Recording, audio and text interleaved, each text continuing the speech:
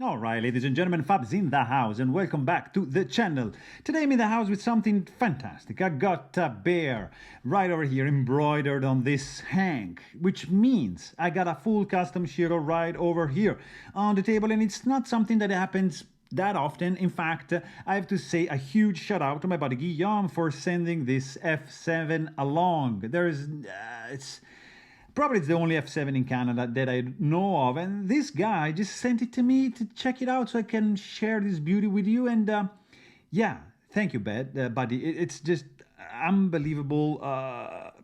I'm grateful. Thank you again. But let's go ahead and check this bad boy out. So just start just by unwrapping like this fella right over here, and just slowly unrolling and unveiling. Look at this, guys. Look at that. Shirogorov F7 full custom in the house.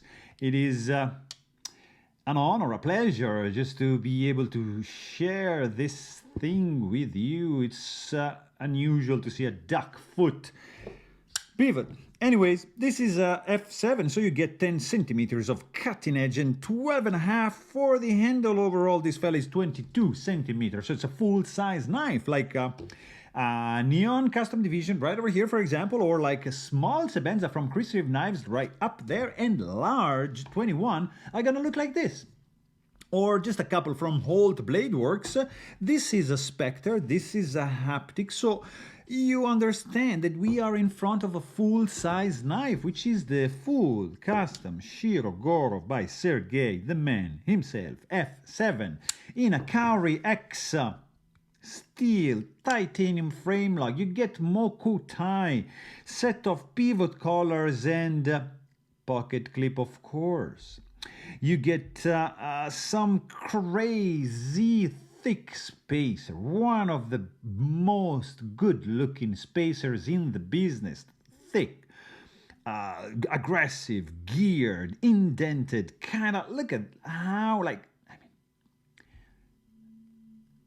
isn't that gorgeous? Integrated lanyard hole, centering back spacer from 2017. So let's not forget, this is kind of like an old one.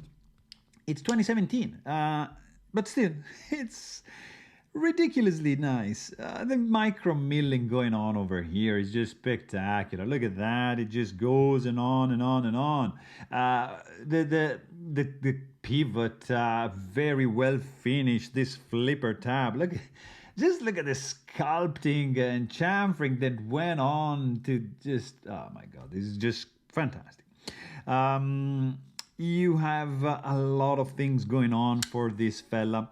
Fantastic 3D sculpted scales. January 2017, Shirogorov signature right next to that on the back spacer. You have a dual tone finish in internal milled pockets, like satin flat, anodized and blasted lighting pocket. So now, in the comment down below, let me know who does that. Who does a level of internal finish like this? This right over here, it is the logo for double row roller bearing system, which is different than the, for example, stuff you see. Where is it? Right over there. It's a little bit dirty, but that's the single row roller bearings. And you get another one, which is the multi-row ball bearings, which is the production. But here we are in front of full custom knife made by Sergey, and you get to see that this is a 2 out of 5 made. So there's 5 of these fellas roaming around, so there's 5. Usually a custom division is 50, so you have 10 times less these guys. Sometimes you have 2, sometimes you have 1 off, so it really depends, but for sure we are in front of something truly spectacular, really hard to get, and very expensive to purchase. Kauri X steel.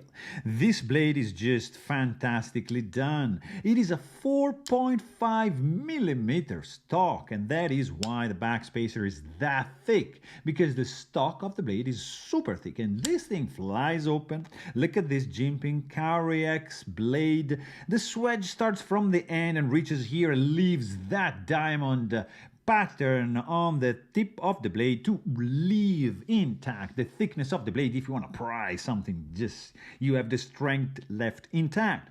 Dual tone, you get some polished flats and stone washed, really finely stone washed primary bevel. You have a little bit of a mirror edge going on, but this wedge, guys, it's gorgeous. Look at the top of the blade, like the spine is just fantastically executed.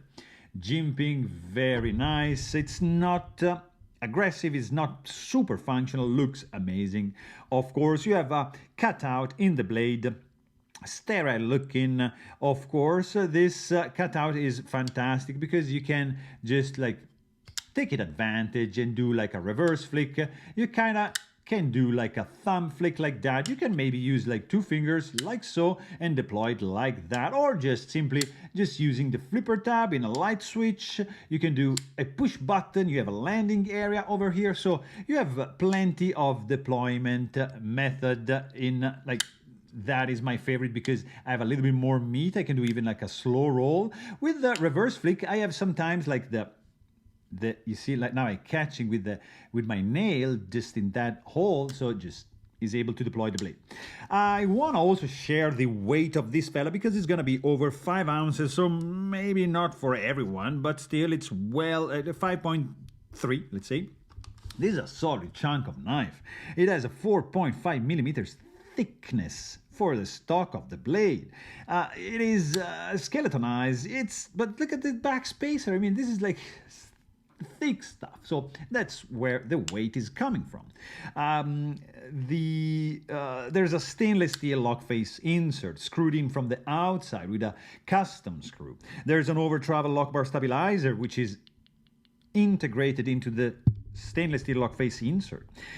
These pivot collar are adding a pop of color that matches perfectly with the clip, which is reminiscent of the F3 series. The back spacer is just gorgeously engineered. The ground done on this flipper tab is kind of scary for how good it is. The action is gorgeous. Look at this. How smooth this thing is. How is whipping out with authority. And look at the gentle closing action of these double roller bearings rock and rolling underneath the hood right over there. Gorgeously done. It is a truly spectacular knife from every single point of view. Very hard to beat. It's an icon. It's an F7. It's a full custom Shiro. It is expensive. It's gonna cost you kind of like a small car. Can you believe that? That is how expensive this fella is, and you cannot buy it. You cannot just go into the shop and buy it. It's not available. So that is why there is like this halo of exclusivity of something you cannot own, you cannot find, and because it's that good. So even if you wanna, if you are on the fence, you wanna try it out, you say, how can I spend like $10,000 on a knife? I can spend 15, 20. There's, guys, consider that some of the fancy one, this is just like a plain Jane, a little bit of Mokutai here, yes, but consider that a Mokutai handle Shiro can easily fetch $25,000, like $30,000. So really high numbers. But the point is that you want to try that out. There's going to be a collector ready to pay that amount of money because these are unobtainable items. So those kind of people with a lot of money, they can afford these things, and they are gonna spend that kind of money because that is the market asking price. So if you want one of those, you have to shell that kind of money, which is crazy, but I understand it. I have to say, I understand how a person not insane can spend like $10,000-$15,000 on a knife because it's something unachievable. It's a grail. Once you reach this level, it's game over. You're done. There's nothing.